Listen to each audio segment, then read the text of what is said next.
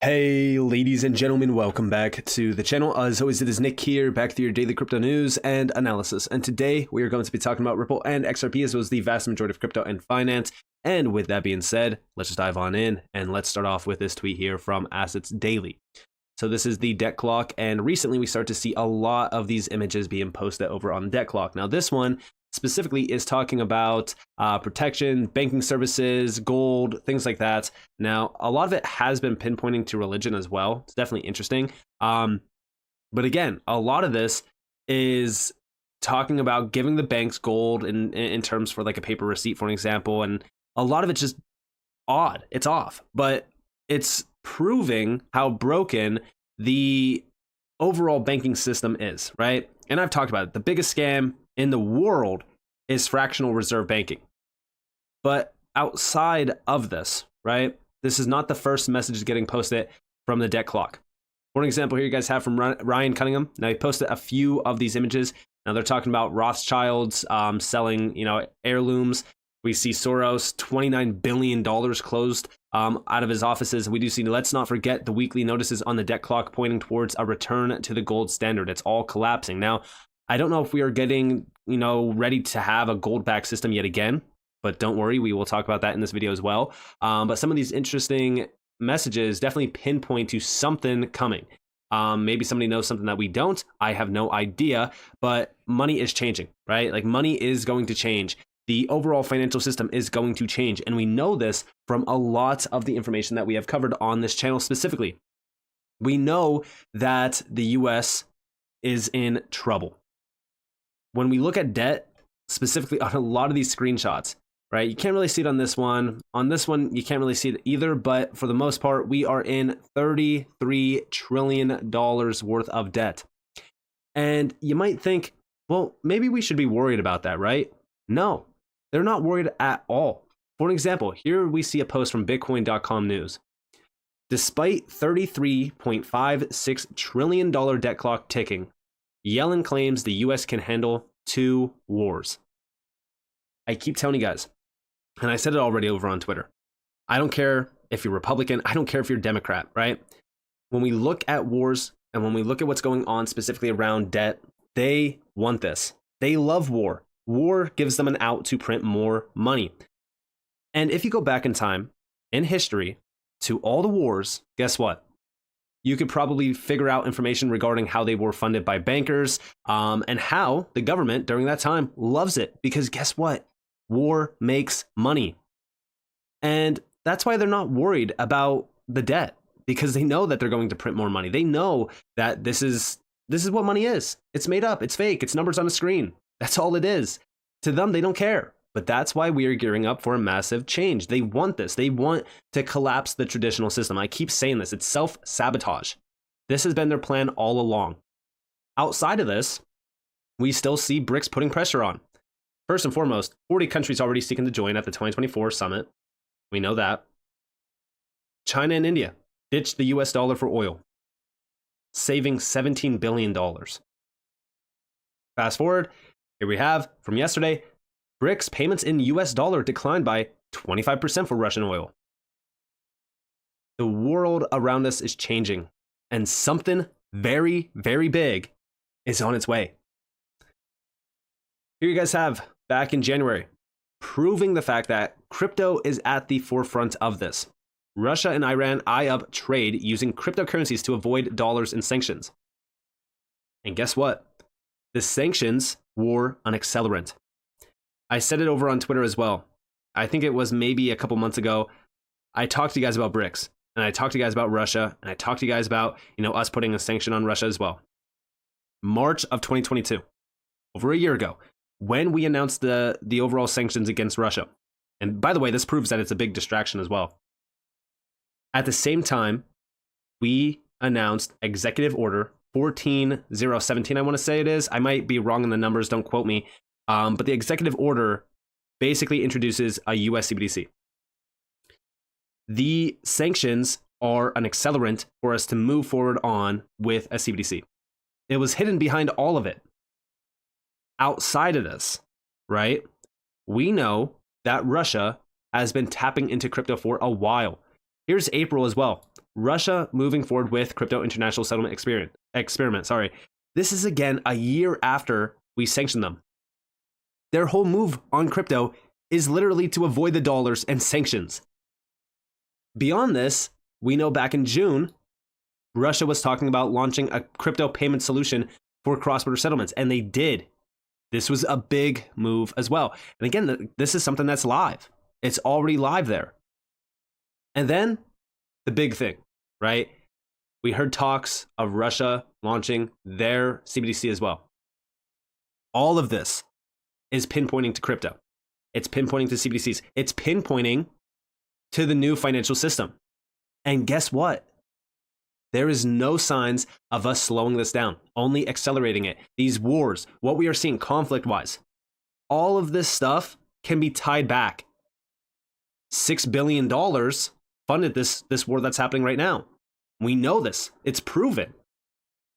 And I keep saying it all the time. Like, I don't like to talk about these conflicts because innocent people do not deserve to die. And I've said that 100 times already, and I will continue to say that. And the worst part about this is that the people that you least suspect, leaders of governments, people that everyone loves and looks up to, these are the same people that are funding these wars. And it's all behind a vision. Outside of all of this, though, we know that this new system is coming. We know that this is the big thing happening. Go all the way back to just 9 hours ago. When we talk about ISO 20022, 2004, ISO 20022 is launched. It takes 20 plus years for it to integrate. We are now at the integration timeline. But check this out. From ISO 20022, let's do it. Major confirmation directly from Swift. ISO 20022 plus November 2023 standards release are allowing the usage of digital assets with MT/MX messages via APIs. RippleNet is cloud-based API solutions. But check this out. Who is coming from Swift indeed and will be making the second presentation. And of course, Swift is quite a player, right, in the ISO messaging. So Sharifa. Thank you, Anna. So first of all, I would like to thank you for the work that you've been doing. From a Swift perspective, this is extremely important to us to hear it from the industry. It's not really our purpose nor our role to dictate things. So very welcome this perspective. What I'd like to say is, and I'm turning to the audience right now, we do have a very large community at Swift, 11,000 players, 6,000 of them active in the security space. We'd like to hear from the rest of the world as well. So please get engaged. Please share your own perspective on this ISO 1502-2002 coexistence. The second point I wanted to mention, and it's linked to the question that was raised around digital assets, tokenized assets, and DLT.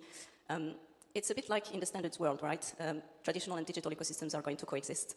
And in order for us to achieve the goal that Andrea was mentioning in terms of achieving efficiency, making things work, and services adopted, we will go through a coexistence in the digital space as well. And what we've been doing as part of the standard maintenance releases, I believe we started somewhere in 2019, 2020, is to update the MT and the MX messages to carry digital information.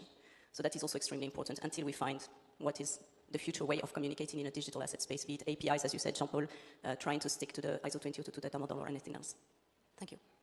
And we also see up here from ISO 2022, let's do it, Swift November 2023 digital asset activation. Look at this. The release is scheduled for November of this year. Outside of this, check this out. The securities messages of this report now accommodate digital assets. Swift has also made changes to its foreign exchange messages in the same report.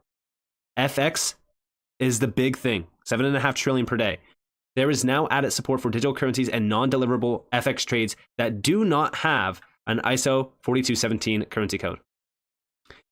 Down here, these changes outlined in Swift Standards Release 2023, along with other innovations, will be implemented on the Swift network starting on November 19th this year.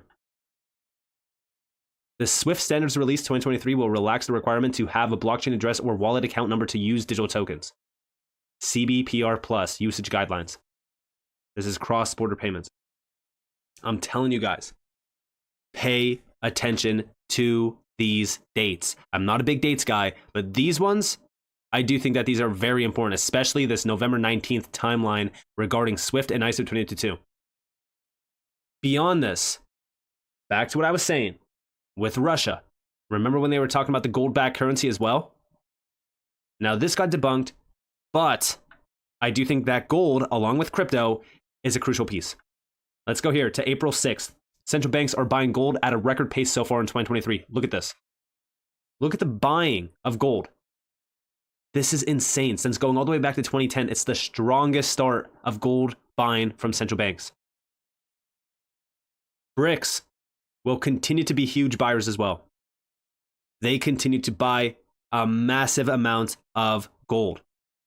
Now, for those that think, because we've seen regulations, we've seen the regulators going rogue in the US, crypto is falling behind in the US is going to be killed, the US is done, right? Because that's the narrative. Well, first and foremost, right? 2023, central banks bought the most gold on record last year in 2022, leading up to this year. We've seen banks collapsing. All of this is tied back. But guess what? Guess who is the largest holder of gold reserves? The US. Now, could we trust this figure? Because, again, we never got an insight into Fort Knox, but can we trust this data? We don't know. But if the US is the largest holder of gold reserves, and we are starting to see the world, the central banks of the world, buying up gold in a massive way, at the same time that over 93% of them are experimenting with CBDCs, what can we come to the conclusion of? CBDCs, gold, and crypto are all playing a part in this new system. And I've talked about this new system, a possibility behind it. Now, of course, this is speculation, but this is the coming reset of the international monetary system. This is based upon the book, The Death of Money by James Rickards. I shared this multiple times already on this channel. We have gold price, non-deflationary price of gold in a global gold-backed SDR standard. It's tied all the way down here, right? Fractional gold reserve required. How do you get fractionalization of gold? Well, you could tokenize it. You could have it tokenized and fractionalize it, or you could just fractionalize it itself, right? Beyond this, Tier 1, the SDR, which would be defined as equal to a specified weight in gold. Tier 2, well, here you guys have all of these central bank digital currencies and all of the major ones. And all of these, well, they'll be backed by gold. And then, of course, where does XRP play a role? Could be a bridge currency, for example. That's what's outlined here. It could be. We don't know if it will be, but it could be. But this would make sense, right? I mean, as we really kind of look at this, I strongly believe that gold is a key piece of this new system, along with crypto, and along with a lot of these projects within the space. XRP, I've already done so much research on XRP and Ripple to the point where I've just come to the conclusion that XRP is a vital piece to this. It's a pillar behind this new system. Could it act as a bridge currency? 100%. That would be the most ideal use case for it. A decentralized bridge currency is crucial. I think that this is probably the best way of looking at this. Is this going to happen? We don't know. But I do think that XRP has a role to play regardless. And I do think that a new system is on its way, simply because of all of the major updates that we have seen so far in the last couple of years. And listen, we know that fiat currency and the fiat system, time is running out. The time right now that we are seeing regarding the debt clock, in just the last couple days, debt has skyrocketed. Beyond that, the time bomb has been ticking for a very long time. Banks have not learned their lesson from 2008. So let me ask you this. With the massive amount of printing, with the wars, with everything happening regarding the dollar, we have BRICS challenging it. We have gold buying skyrocketing. We have new standardization going live. We have the United Nations literally calling for a new Bretton Woods-like scenario. At the same time that we are seeing banks collapsing, what do you honestly think is going to happen next? We are gearing up for a massive change. And it all starts with ISO 20022, in my opinion. So with that being said, I hope you guys enjoyed this video. If you guys did, definitely leave a like, subscribe, turn notifications on because more free content. You guys are more than welcome to follow me on Twitter and join the free Discord in the description below. And with that being said, guys, this has been Nick. Peace out.